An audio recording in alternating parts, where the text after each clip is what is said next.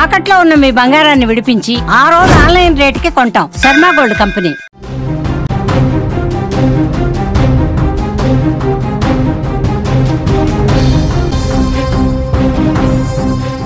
Breaking news చూస్తున్నాం. ఛత్తీస్గఢ్ లో ఒక విస్తుపోయే ఘటన జరిగింది. 11 స్పెల్లింగ్ రాయలేకపోతున్నాడు ఒక ఉపాధ్యాయుడు. సదరు ఉపాధ్యాయుడికి 70,000 రూపాయల జీతం కూడా ఉంది. బలరాంపూర్ జిల్లాలో ఒక ప్రభుత్వ పాఠశాలలో ఈ ఘటన జరిగింది. సామాజిక మాధ్యమాల్లో ఈ వీడియో తెగ వైరల్ అవుతోంది.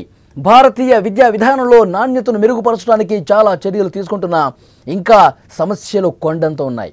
ఉపాధ్యాయులకు సరైన శిక్షణ మరియు వనరులు లేకపోవడం వల్ల విద్యార్థుల విద్యపై తీవ్రంగా ప్రభావం పడుతోంది. అరకొర జ్ఞానం ఉన్న కొందరు ఉపాధ్యాయులు విద్యను బోధించడంతో విద్యార్థులకు తీవ్ర శాపంగా మారుతోంది. మారుమూల పాఠశాలలో చదువుకుంటున్న పిల్లల నాణ్యమైన విద్య దొరకటం లేదనే వాదన ఒక బలమైన సాక్ష్యం ఇప్పుడు దొరికింది. ఛత్తీస్గఢ్లోని బలరాంపూర్ జిల్లాలో ఒక ప్రభుత్వ పాఠశాలలో, మీరు జాగ్రత్తగా వినాలి, ఇప్పుడు ఒక ప్రభుత్వ పాఠశాలలో ఒక ఉపాధ్యాయుడు 11, మనం 11 ఉంటుంది కదా, ఇంగ్లీష్లో 11 అంటాం. ఈ ఆంగ్ల పదం యొక్క స్పెల్లింగ్ని సరిగ్గా రాయలేకపోవటం అనేది అందరినీ ఆశ్చర్యానికి గురిచేయడమే కాదు, షాక్ అయిపోతున్నారు. ఆ ఉపాధ్యాయుడికి 70,000 రూపాయల జీతం ఉంది, 11 స్పెల్లింగ్ రాయలేకపోతుండడం అసలు ఎవరికి అర్థం కాని పరిస్థితి. ఎక్కడ ఉపాధ్యాయులు ఇంత దారుణంగా ఉన్నారా? ఇంకా పిల్లలకి పాఠాలు ఏం చెప్తారు, పిల్లలకి ఏమి నేర్పిస్తారు, వాళ్ళకే సరిగా ఒక్క చిన్న స్పెల్లింగ్ కూడా రానప్పుడు విద్యార్థుల భవిష్యత్తుని అంధకారంలో నెట్టేయడమే కదా.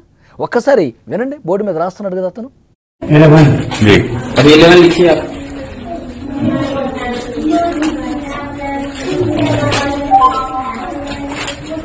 स्पेलिंग पढ़ते जाइएगा सर, एक बार दोहरा लीजिएगा स्पेलिंग को, बच्चों से बोलकर स्पेलिंग एक बार बताइएगा सर।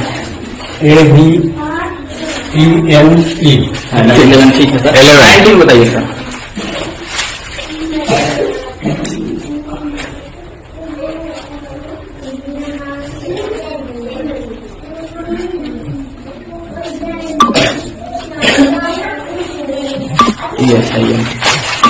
ये 19 सर, एक बार स्पेलिंग बताइएगा इसका। NINTHIN। यहाँ सर 11 जो लिखा है उसको अंक में लिखिएगा, अंकों में, अंक में सर, शब्दों में नहीं, अंक में, अंक में सर। बच्चों को पढ़ाइए सर 11 के स्पेलिंग। 11 है AIBENE 11 मीन्स 11 सर। 11 में एल नहीं तो 11 कैसे हो जाएगा? वो कहाँ 11 का स्पेलिंग लिखा उसमें एल कहीं नजर नहीं आ रहा है। చూడండి, ఆ ఉపాధ్యాయుడు ఎంత దారుణంగా 11 స్పెల్లింగ్ రాశాడో చూడండి. AIVENE అంట 11 స్పెల్లింగ్. ఇంత దారుణమా? అసలు వాళ్ళకి 11 స్పెల్లింగే రాయటం రానటువంటి ఉపాధ్యాయుడు ఇక పిల్లలకి పాఠాలు ఏం చెప్తాడు? ఆ పిల్లలు ఏమి నేర్చుకుంటారో, ఆ పిల్లలకి అసలు భవిష్యత్తు ఉంటుందా? 19 స్పెల్లింగ్ ఒకసారి కింద రాశాడు చూడండి, NINITHIN అంట 19, NINETEN 19 కూడా రాయటం చేత కానీ ఆ ఉపాధ్యాయుడు ఎంతమంది పిల్లలకు పాఠాలు చెప్తా ఉన్నాడు, రోజు వాళ్ళ భవిష్యత్తుతో చెలగాట మాటమే కదా. ఛత్తీస్గఢ్లో ఈ ఘటన జరిగింది. ఛత్తీస్గఢ్ రాష్ట్రంలో అక్కడ ఒక క్లాస్ రూమ్లో పిల్లలు కంప్లైంట్ చేశారు. అంటే పిల్లలు కూడా ఎట్లా కంప్లైంట్ చేశారు?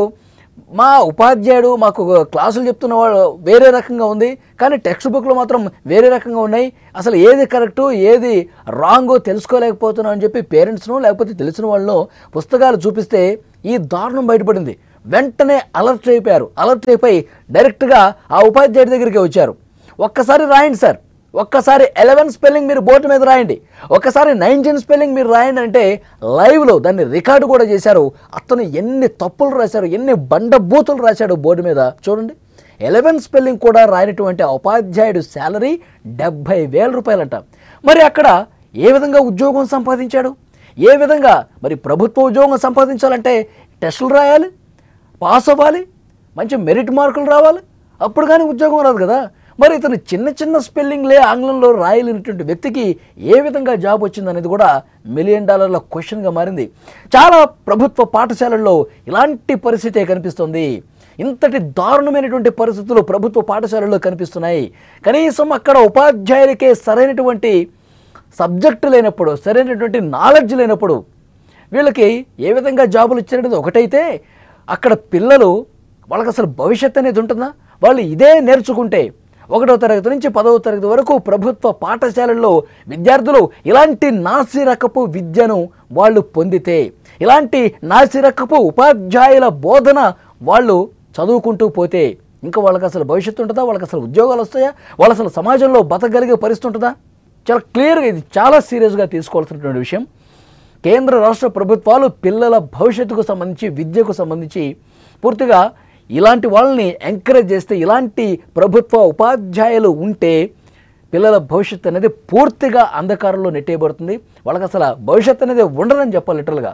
ఇలాంటి వాళ్ళ మీద చర్యలు తీసుకోవాల్సినటువంటి అవసరం ఉంది. ప్రతి ప్రభుత్వ పాఠశాలలో తనిఖీలు చేయాలి.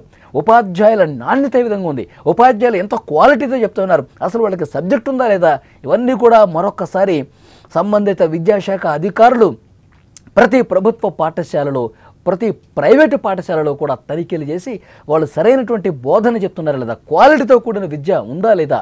ఇంత దారుణమైనటువంటి పరిస్థితులు ఉంటే గనక లిటరల్గా వాళ్ళని సస్పెండ్ చేయాల్సినటువంటి అవసరం కనిపిస్తుంది. నిజంగా నేనైతే షాక్ అయిపోయాను. 70,000 రూపాయల జీతం అంట ఆ ఉపాధ్యాయుడికి, 11 స్పెల్లింగ్ రాదు, 19 రాదు. చాలా ఆలోచించాల్సిన విషయం. అక్కడే రాష్ట్ర ప్రభుత్వాలు, కేంద్ర ప్రభుత్వం కూడా దీని మీద దృష్టి పెట్టి చాలా సీరియస్గా చర్యలు తీసుకోవాల్సినటువంటి అవసరం ఉంది.